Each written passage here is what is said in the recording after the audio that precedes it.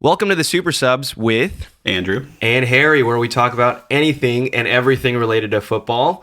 This week we are actually in person with one another, so Andrew's actually sitting right next to me. I can actually reach right over into his frame. There we go. Isn't that crazy? Whoa, Inception. So, well, obviously for the listeners, you can't see me reach into Andrew's frame unless you go on YouTube. Here's a plug for our YouTube channel. You can go to @thesupersubspod after youtube.com. This week we are in person. We are having a little bit of a get-together post-Thanksgiving, but we are actually going to be talking about the basic and main rules and regulations of football or soccer. So we're excited to get into it today. Before we get into it, Andrew, what are you drinking today? I am drinking the same thing as you are. We've got some Two Town Cider House. This seems to be a regular of mine on the pod. Nice. Some hard cider, 8%, so a little hearty. Love it. And like Andrew said, I'm drinking the same thing today. So this is the art from Two Towns. Very cool. Cosmic crisp. Little cheers going on, Andrew. There we go. Cheers. Cheers. Very crisp. I like it a lot. Yeah. Are there any other flavors from Two Towns? What other ones do you know of? I actually don't know of any other ones. I know that they do have other ones, but this is my first time. Okay. With this specific brand. What are your thoughts about cider? I know people have different thoughts about cider. Some people really like them. Some people like them sweet, not too sweet. What kind of cider person are you? Do you like sweet, not so sweet? Usually a beer guy, Usually personally. A beer guy. Yep. I do enjoy cider, and if I'm going to go cider, I prefer it a little bit more dry. Okay. A little less sweet. How about you? Yeah, I would say on the drier side. I don't want it to be like a dessert drink per se, but I want something where I can drink 1, 2, 3 of. Yep. And you said this is a good 8%? 8%. Yep. Okay. Pretty stout. I'm excited to be excited on cider. So now that we have our drinks and crack them open and cheers, we are going to get into the topic of the day, which is rules and regulations, the basic and main rules and regulations of football or soccer. So before we get into what those are, would love to discuss a little bit of Andrew and my experience growing up playing the beautiful game, playing football or soccer, and our understanding of the rules and regulations when we were growing up. So Andrew, let's start off with you. What did you even know about the rules when you were growing up? What did your coach talk to you about? What did the refs talk to you about before games? Was it just go out there and have fun? You're American. We don't know that much about the game. Or was it, okay, this is what this rule is. This is what a free kick is. This is what throw-in is. What do you remember about those times growing up and starting to play the sport? That's a good question. Let's see. I started playing soccer when I was about 4 or 5. Started playing AYSO. I believe my dad was one of the coaches, and I think we were all too busy trying to pick flowers and bugs to actually understand any of the rules. I can't think of a defining moment specifically when I started to understand the rules, all of them, so to speak. But it kind of came in phases. Definitely as I got more competitive, as I got older, the rules were definitely a lot more important. I actually ended up as a side hustle refereeing for youth soccer. There we go. I was one of the youth soccer refs that got yelled at by parents. So if you're a parent out there, go easy on the refs. Yeah. And it was really important. I think, the big rules were at the time, offsides, which we'll get into later, and then fouls. Those are the big ones because those are often the game defining moments when goals are scored, when they're not scored, when they're called back. And I just remember some, really lousy refs growing up, because it's so subjective, right? It's, in the eyes of the beholder. So ultimately they have the final call. But it's grown over time. And as I've watched more games, I've gotten to understand it more. And I feel like it becomes even a little bit more convoluted as the game gets more technologically advanced. It can be a good thing. It can be a bad thing. It's controversial. What's your take? How was it when you were growing up playing? Yeah, I feel like my coach, and shout out to all my coaches that had to coach me when I was younger, I definitely was very unaware. I was like a baby doe or a baby giraffe out there. That's a fun image. Yeah, very fun image. Was not super coordinated with my feet, although I'm a little better nowadays. I'm consistently playing in a league in San Francisco. But my understanding of the rules were don't touch it with your hands. Mm-hmm. It's not allowed to do that. You can touch it with your head, so you can head the ball and just make sure to boot it up the field as much as possible. Didn't really know what offsides was. Most of the time when I threw the ball for a throw-in, I wouldn't even bring it above my head, so I would violate that rule every single time and have to retake the throw. So yeah, sure. A lot of the rules growing up when I was playing soccer, I wasn't really aware of, and I think football or soccer is one of those sports where the sport is so free-flowing that you don't have to be aware and think of all the rules all the time. There's a few that you have to be aware of and make sure you don't violate those rules, but the game is meant to be played in a way where it's a lot more natural and you interact with everyone at all times without having to do things in such a rigid way. And I think that's what's so beautiful about it, but also why it can be so confusing also, because the rules are sometimes even subjective, as we'll get into. So growing up, TLDR, didn't know too much, know a little bit more today, as Andrew was saying, and we'll actually get into the most basic rules, which Andrew will go over, that most newer fans or people that are refreshing their memory on the topic of football or soccer and want to make sure that they have all the correct rules down, Andrew will go over them. So Andrew, let's talk a little bit about the most basic rules. Can you go over a few of the most basic rules that as a fan, we should definitely know about, and what should we keep in mind when we're watching the rest of the World Cup or any teams that we want to eventually support? Definitely. Yeah. So football has 2 teams, 11 a side. So 10 field players, 1 goalkeeper per team. It's going to be divided into 2 45-minute halves for professional games. We will get into it later, but there's also the possibility of an additional time added at the end of each half. And that's to basically compensate for any sort of stoppage in play, whether it's injuries, fouls, the occasional streaker, pitch invader. You never know these days. Gotta love a streaker. Yep. And then when there is the potential for overtime, then you can have more than the allotted 45 minutes. Yeah. For professional games, you will typically have a few different referees. You'll have the main referee. Okay. That man or woman will be running up and down the entirety of the pitch, basically calling the shots, the fouls. They'll be starting and stopping the game, everything that you see out there. You'll have 2 line referees. Okay. So in professional soccer or football, you'll have 1 on each touch line, so 1 on each side, and typically they will only cover 1 half. So you have a very intense, focus on the touch line from the halfway mark all the way to the goal line, and then another referee on the other side of the field covering the other half. Got it. So let's give an example to the listeners.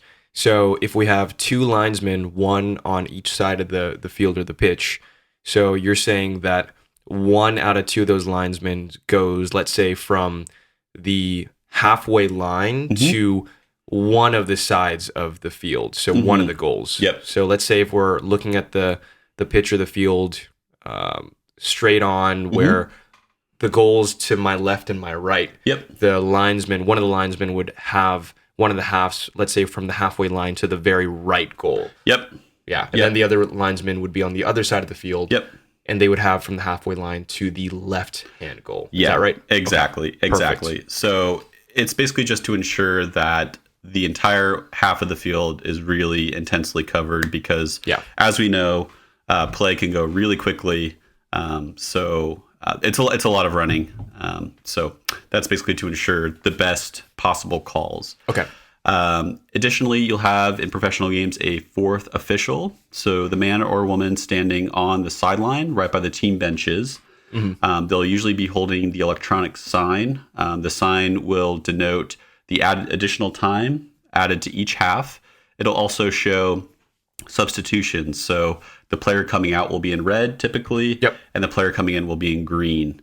And then they'll just basically do other administrative duties and unfortunately often take the brunt of the verbal abuse from the coaches and players out there. So it's not for the faint of heart. I have a lot of respect for those people that do that.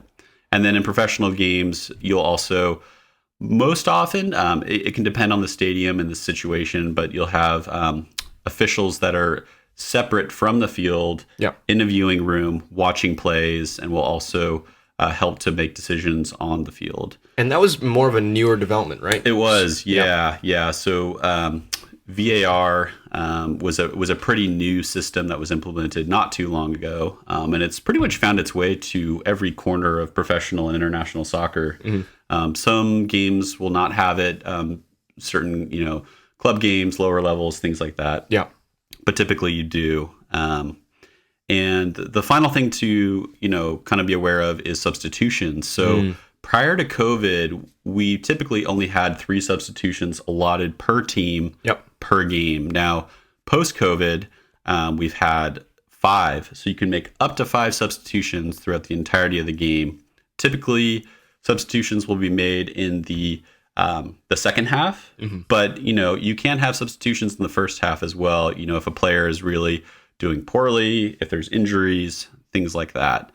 And then, a really great addition to the game, I think, as someone that's had a concussion, multiple during soccer or football, is concussion protocols. So anytime there is a head injury or suspected head injury, play will stop. Medical officials will come onto the field, take the player off, and assess them for any sort of concussion. If they do have a concussion or there's any shadow of a doubt, they'll take them out, make sure they rest and get well, because at the end of the day, your brain health is not worth, staying out there on the pitch. Absolutely. Well, thank you for going through those basic rules. I think if there's anything that you as a listener would like to learn more about, feel free to write in. Andrew, I think those were definitely some of the most important rules for the listener to go over.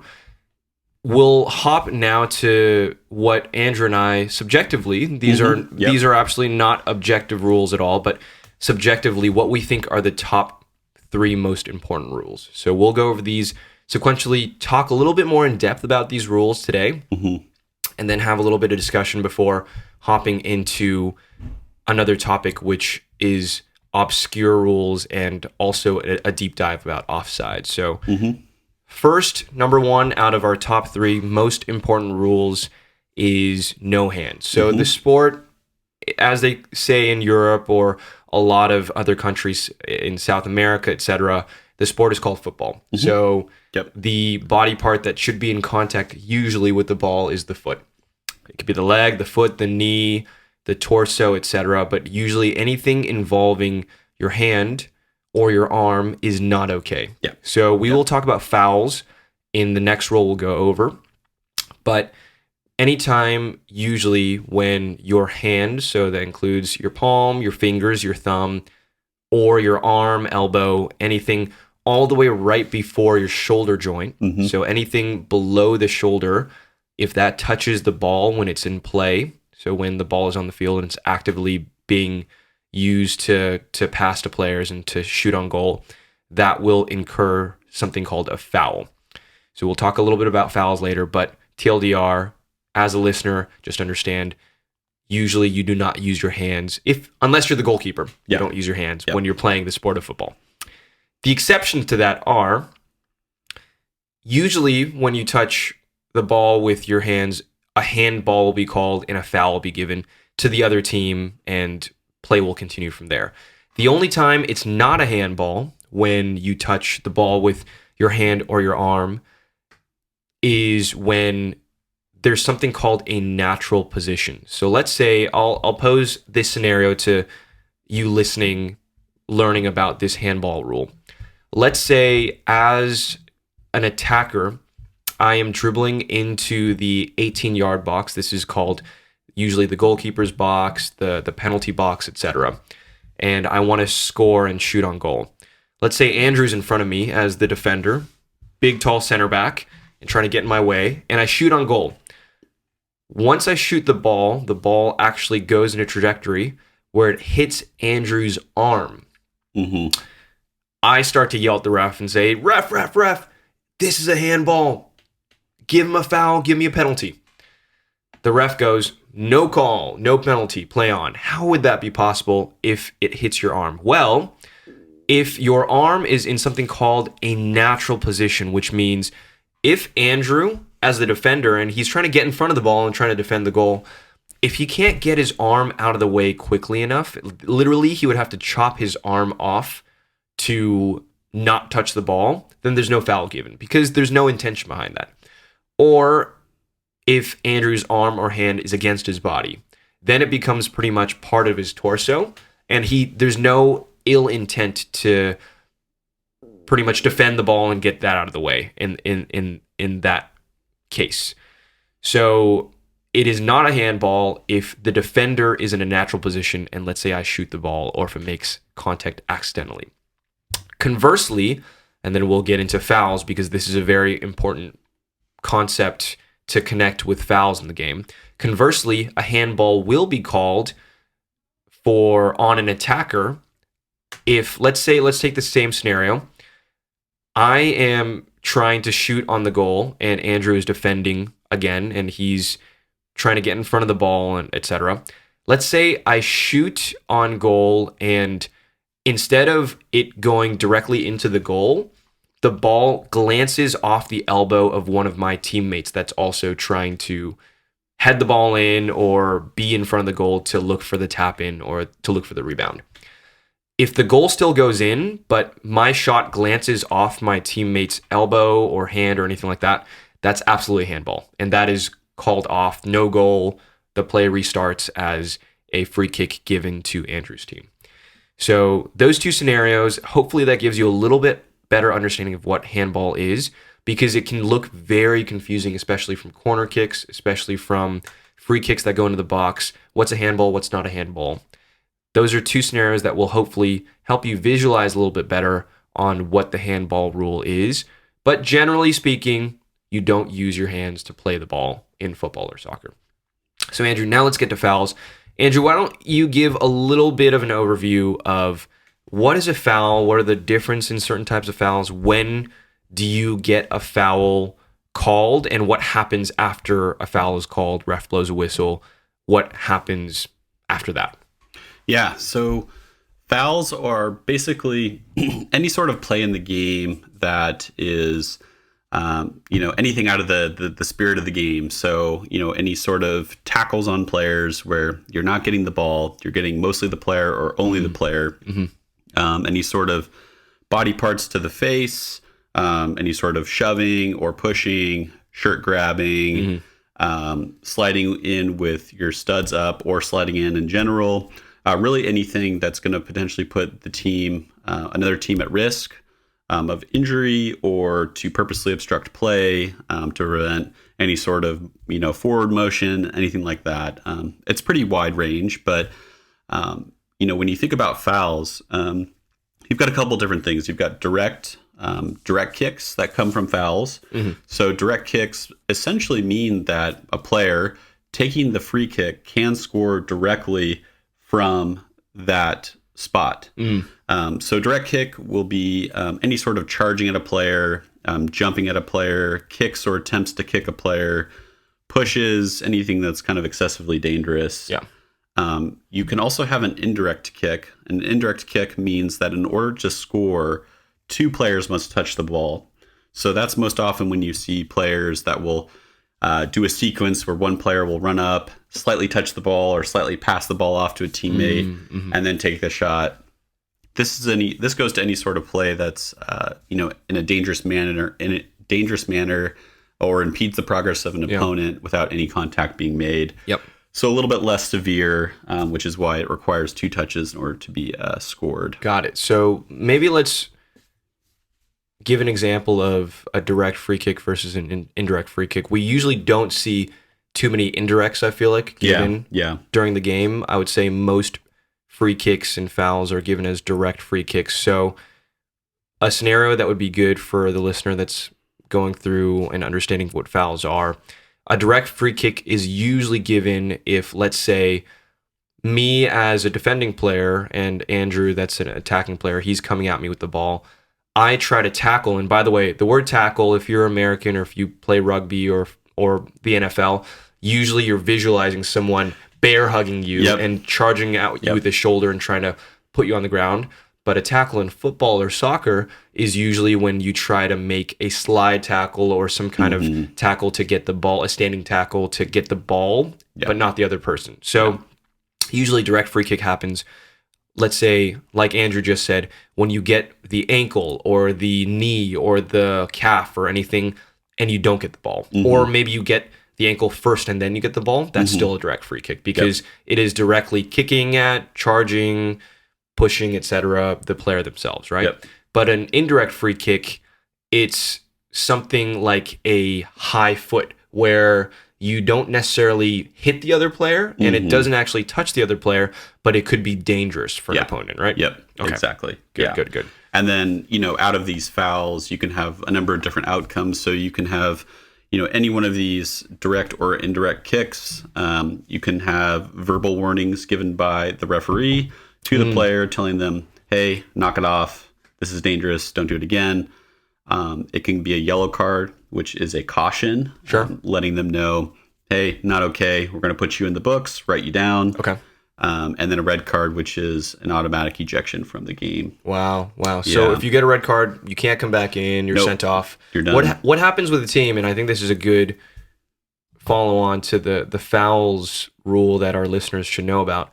What happens to the team after someone gets sent off? So let's say I get sent off. I make a bad sliding tackle on you. I crunch into your ankle. I don't get the ball at all. And I get sent off by the ref. There's a red card.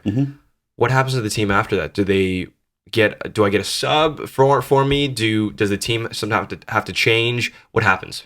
Yeah, great question. So now that you have a red card, you're off the field and your team can only play with 10 people. Oh, man. So you are outnumbered. It's a power play for those hockey fans out there. It is possible for goalkeepers to get red cards. We saw it pretty recently in the World Cup. Wayne Hennessy, right? Yep. For Wales. Yep. And so, when that happens, sometimes you'll have to have other players on the field put on the goalie shirt and stand between the sticks, or you sub out another field player and put in a goalkeeper, but still keep your 10 people on the field. The final kind of kick that will directly result from a foul is a penalty kick. These can be such anxiety-ridden moments, but it's any kind of foul that occurs inside the 18-yard box. So when you look at the football pitch, the field, you've got a number of different boxes by the goal. You've got a bigger box, which is the 18-yard box. And then you've got a 6-yard box, which is the smaller box inside the 18, right by the goal. So any kind of foul within the 18-yard box, anything that's dangerous, impeding the progress, handball, anything like that would prevent any kind of scoring action, will result in a spot kick, a penalty kick, where one player from the team that the foul was committed against will place the ball within the 18-yard box. There's a designated spot. They then are allowed to have one go at the goal, one shot, to try to score, not score. Sometimes it's pretty rare, but sometimes the goalie can block it. And then that's kind of the outcome of that. So let's say I'm taking a penalty kick. Somehow you got my ankle, again, in some kind of magic scenario. Got my ankle instead of the ball inside the 18-yard box, and I'm stepping up to take the free kick. What are some of the rules around taking a penalty? Because you see these crazy run-ups, and for people that are newer to the sport of football or soccer, you'll see people try to stop and start their run and stutter, and there's a player on the team Manchester United that both Andrew and I support called Bruno Fernandes, and he does this crazy run-up where he'll run up and jog, but he'll jump right before he shoots. So what are some of the rules, or maybe what's the most important rule when you're taking a penalty that you have to follow in order for it to be a valid penalty and for the goal to stand? Sure, yeah. So one of the most important things is that the goalkeeper does not leave their goal line. Okay. So the goalie must stay within the goal line. They cannot jump forward at you. The ball must be placed on the spot. Okay. At the designated spot within the 18-yard box. And you have to have, I believe, forward motion. Like you can't just, run, stop for a couple of seconds, run again. You have to continually. So that's how these players like Bruno Fernandes can kind of get around that. Jorginho, yes. Yep. they'll run full pace, they'll slow it down. Yep.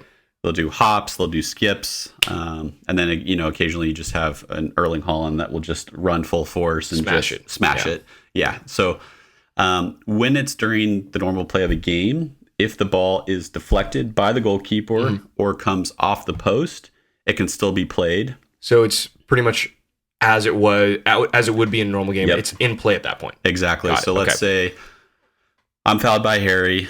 I step up. I take the kick. The opposing goalkeeper gets a hand on it, blocks it, puts it back into play in the 6-yard box. I run forward and then tap it into the net. That is a good goal. That's good. Yep. That's a good goal. Okay. Got it. Exactly. So what happens, what's the difference then, Andrew, versus that and when you're taking penalties after a game ends and it's a tournament style game and it ends in a draw? Does it not happen the same way once you kick it? Is it still in play or is it not in play? Yeah, so if that happens in a tournament style deciding, penalty shootout, yep, exactly, then the ball is not in play. Got it. If it is saved, if it comes off the post, you have one shot and that's it. Got it. Perfect. Yeah. So I think that's a great summary on penalties, fouls. Again, a summary on fouls.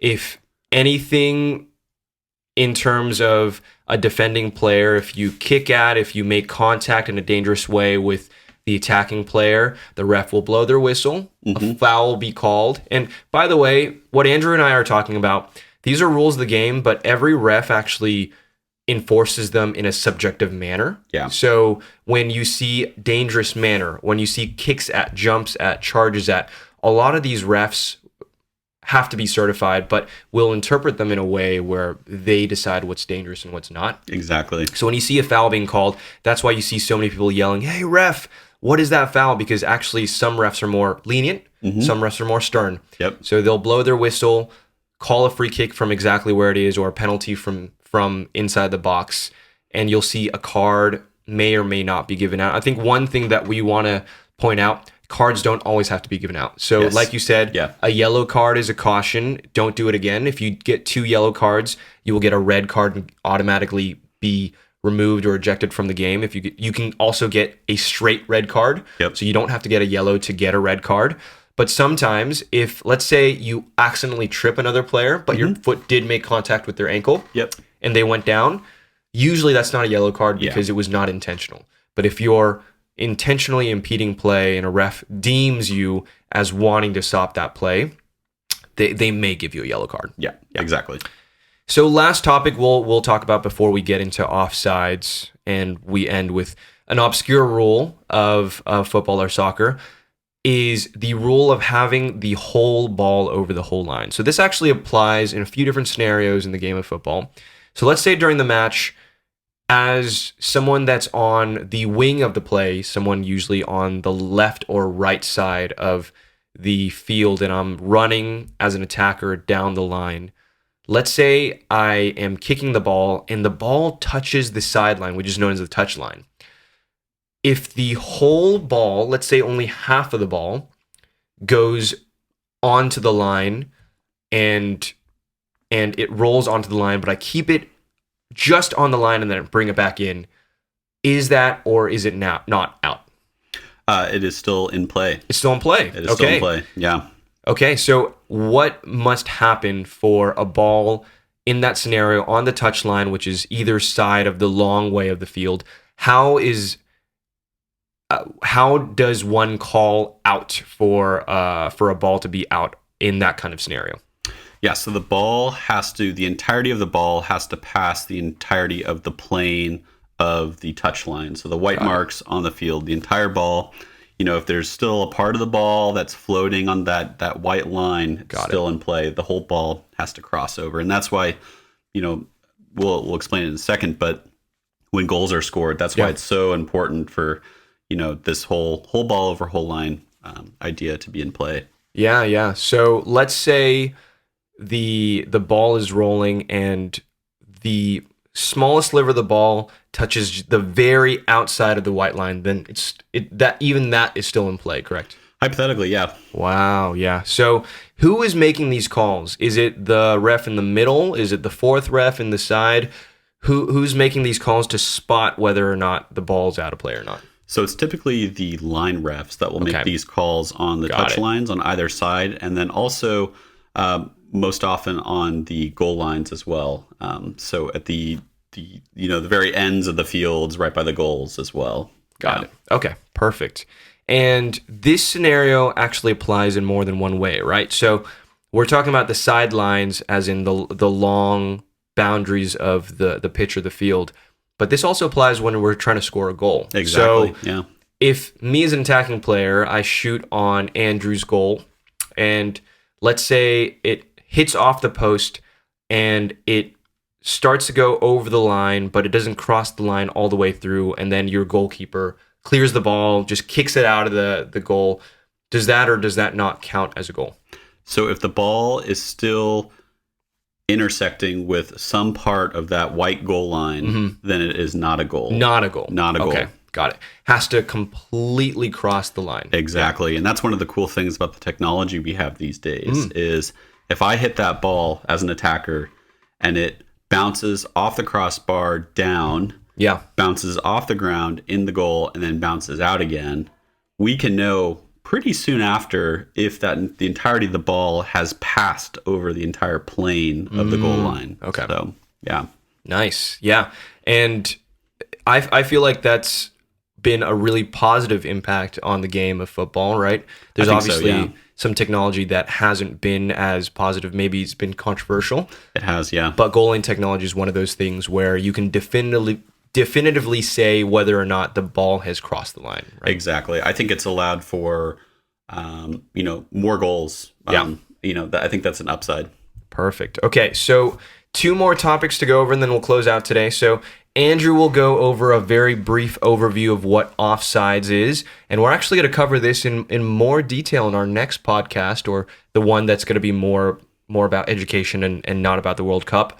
But Andrew, let's talk about what is offside. So we didn't put this specifically in our top 3 most important rules because we do think it's an important rule, but we wanted to actually give it its own section and then its own podcast episode. So Andrew, give us a brief summary of what offsides is and give listeners maybe some resources on how to learn more about this.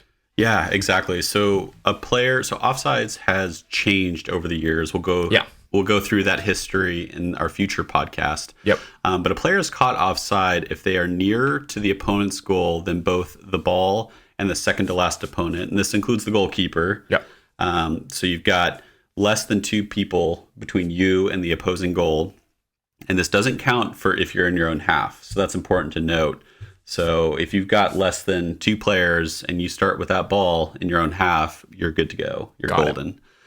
So when the team plays the ball to that person. So in other words, a player can't receive the ball from a teammate unless there are at least 2 players either level with them or between them and the goal. Got it. Or unless their teammate plays the ball backwards to them. Okay. So sometimes you do have goals, like we had a goal today in the Croatia-Canada match, where you had 2 players that were between the last defender for the opposing team and the goalkeeper. But the player with the ball played the ball backwards to their teammate, and that teammate was not offsides and could therefore score. Got it. So, when we think about offsides, we also have a lot of interesting technology. There's triangulation, there's all this geometry involved. But essentially, offsides is basically calculated by any part of the body other than the arms or hands. That's correct, right, Harry? Yes, it is. Yeah. Yeah. So anything past the last defender or, the second player that will get you between, the goalkeeper and that last defender, any part of the body other than the hands or the arms will make you offsides. Got it. So, Andrew, why is offsides important? So we have a little bit of knowledge now about offsides when, let's say we're on the same team, Andrew. Yep. Let's say I pass you the ball, you're trying to score a goal, and let's give us a quick scenario where you're not offsides and when you're on offsides, or when you are offsides. So one when you're not offsides, one where you are offsides. So let's say I play you the ball and you have a defender literally right next to you, exactly in line with you. So you have one defender, and then the goalkeeper is the only person past that defender. in between you and the goal. So if every body part besides obviously your arms and hands are level with that defender that's right next to you from the team that's opposing you and me, then you are not, or you are offsides. You are not offside. Got it. So you are level with that second player. Got it. Okay, yeah, okay. Exactly. So let's say your head, be as it may, be 5 millimeters, 10 millimeters, or 2, 3, 5 inches ahead of that defender. So you have a little bit of an advantage towards the goal. So you are closer to the goal. Your head is a little bit closer to the goal. In that same scenario, than that last defender besides the goalkeeper, then are you or are you not offsides? You are offsides. Got it. Yeah. So that's how small of a measurement it is, huh? It is very small. Yeah. A game of inches, quite literally. Yeah. So, Andrew, before we close out the offside section, and we'll get actually a little bit more into the importance of offsides in our next podcast, but tell me, why does this rule even exist? What's the good thing about offsides? What does it bring to the game of football? It really brings parity. So it prevents what we like to call cherry picking. We don't like to see that. No. And, this is prevalent in other sports too. So you see it in, American football, you've got offsides, in the NHL and hockey. So it prevents an unfair advantage where you could potentially have strikers, attackers hanging out near the opposing goal, just waiting for your goalkeeper and either player to lob the ball up to them, and then they're 1v1 with the goalkeeper and they can score. So, and it also prevents, an unreasonable amount of exertion of a team towards their defense. Yeah. So, you don't have to keep a defender near your goalie at all times. Yeah. So it just helps with the flow of the game, fairness, and overall parity. Love it. Yeah. So that was a little bit about offsides. We're going to get a lot more into it in our next pod episode, and I think we'll understand a little bit more. I think this is one of those rules that's just so mysterious, right? A lot of people just don't understand, especially as a new viewer. And if you watch the World Cup or if you watch footy or soccer every 4 years, every single time you're going to leave unsatisfied. What is this offsides rule? And we've seen quite a few goals written off because of it so far. Yeah. Argentina, a few in that Saudi Arabia game. Yep. And then there's also a few in various games in the World Cup so far, right? Yeah. It really, even as, people like Harry and I have watched, I don't know how many hundreds of hours of games. Yeah. It can still be a real sticking point and something that's still a little nebulous. So, it's tricky. Harry, let's close this out. So, in your mind, what is one of the most obscure rules that's never followed or rarely followed or that should be followed? Yeah. So, I think the one that I want to close this out with, a rule that you may not know about as a listener, a lot of people don't know about, but one that exists is the 6-second rule. And Tifo Football actually has a really good YouTube video about this where they go into detail about what it is, why it's not enforced. But pretty much to you as the listener, the 6-second rule in football is and applies to goalkeepers. So if a goalkeeper handles the ball, and that means usually touching it with their arms or hands, and let's also give an example scenario, Andrew. So let's say you're the goalkeeper, I'm the attacker, I shoot the ball at the goal right at you, and you catch it. Okay. Clock starts right when you catch it. So right when you handle it with your hands, you hold it, the clock starts ticking 1, 2, 3, 4, 5, 6. Legally, and this just obviously depends on if the ref wants to blow his or her whistle. Legally, after 6 seconds, a foul can be called on you as the goalkeeper if you hold it for longer than 6 seconds because you're wasting time. Okay. So if you think about it in the game of football or soccer, if this rule was not enforced ever, or if the rule was never created, as a goalkeeper, you could hold on to the ball for 5 minutes. So let's say your team is up 1-0, 2-1, 3-0, 4-5-0. As a goalkeeper, I'm just going to keep it under my arm. Yeah, why not? For 5, 6, 7, 8 minutes and just, keep it. And if you hold it over your head, no one can get it anyways, right? Exactly. So this rule was created to make sure there's a penalty or some kind of consequence if, as a goalkeeper, you hold it for an amount of time that is unreasonable. Gotcha. Yeah. So let me throw a scenario your way, Harry. So let's say You're the attacker. Shoot the ball at me. I catch it. I stop it. Mm-hmm. Everyone clears out of the box. Yeah. And I hold onto the ball for, let's say, 6 seconds. Yes, and I yeah. drop the ball to my feet, and I start dribbling it around. I'm thinking about maybe passing it off.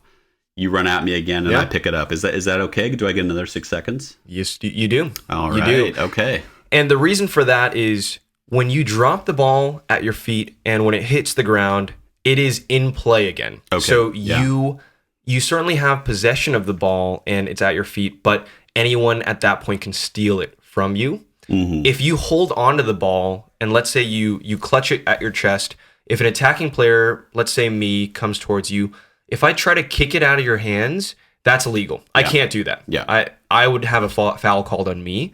But if you put the ball on the ground, it's fair game for anyone to take from you. Yep. So a lot of people don't realize, and this is a sneaky goal that happened almost in the Ghana-Portugal game. Okay.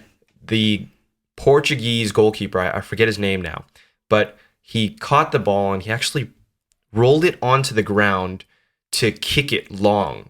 But he took more than a couple seconds to wind up for the run-up for the kick, and there was a Ghanaian player right behind him just waiting to get the ball, and he rushed towards the ball, and unfortunately when he got to the ball he slipped instead of being able to turn and hit into the goal. Oh. And that was at 3-2, so it would have tied up the game and Portugal would have lost 2 points at that point. So that's the danger of also putting it down too early, where if you don't hold on to it for too long and you put it down without looking at your surroundings, you could be unaware of who's around you as well. Yeah, exactly. Yeah. All right, so that's the most obscure rule that's usually never followed. I do want to end that with, if you hold it for around 9 or 10 seconds, a ref will caution you, not with a card, but pretty much say, hey, get the play going, but they usually will not book you or they usually won't call a foul. It's very rare for refs to call fouls. You can learn more about this by going to that Tifo Football YouTube video, but pretty much refs deem it as this gray area where it's just not serious enough to call. And and usually if a goalkeeper is just biding their time anyways, another 2 seconds or 3, 4, 5 seconds isn't going to make that much of a difference in the grand scheme of things, but usually it's not called. Yeah.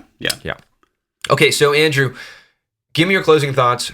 What's a recap on these rules? What's the most important rules that our listeners should be thinking about when watching the World Cup and after for the teams that they support? What should they really concentrate on in terms of rules and regulations? Yeah, so I think it's important to know that there's no hands in soccer. No hands. So no hands at all. No hands. Yep. Unless you're the goalkeeper. Yeah. There are some instances that Harry talked about where hitting an arm might not be a foul, but in general, no hands.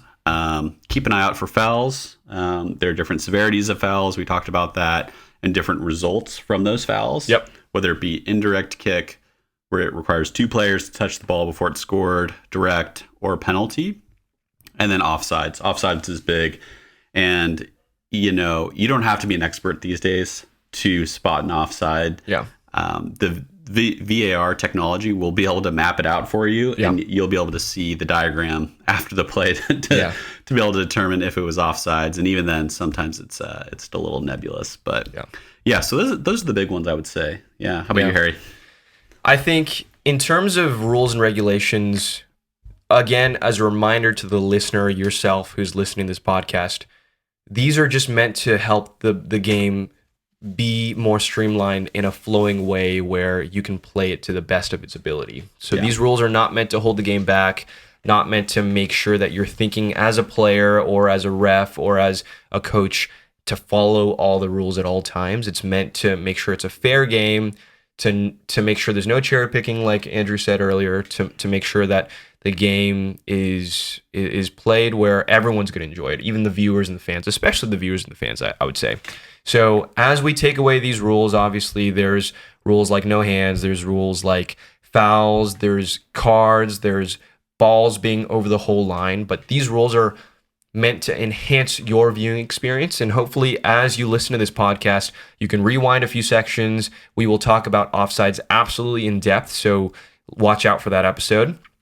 But just listen again to these rules, and hopefully the next time you watch a match in full or in part, you'll see these rules actually start to play out over the course of 90 minutes or however long you choose to watch a match, and it'll actually add to your viewing experience. So with that, we are going to be signing off, but before we do that, our next topic, we will probably have another overview on the World Cup, probably a part 2 on how the World Cup is so far, and then the topic after that is going to be a deep dive on offsides. But signing off for now, this is Harry. And Andrew. This is the Super Subs. Subbing out. We will catch you on the next one.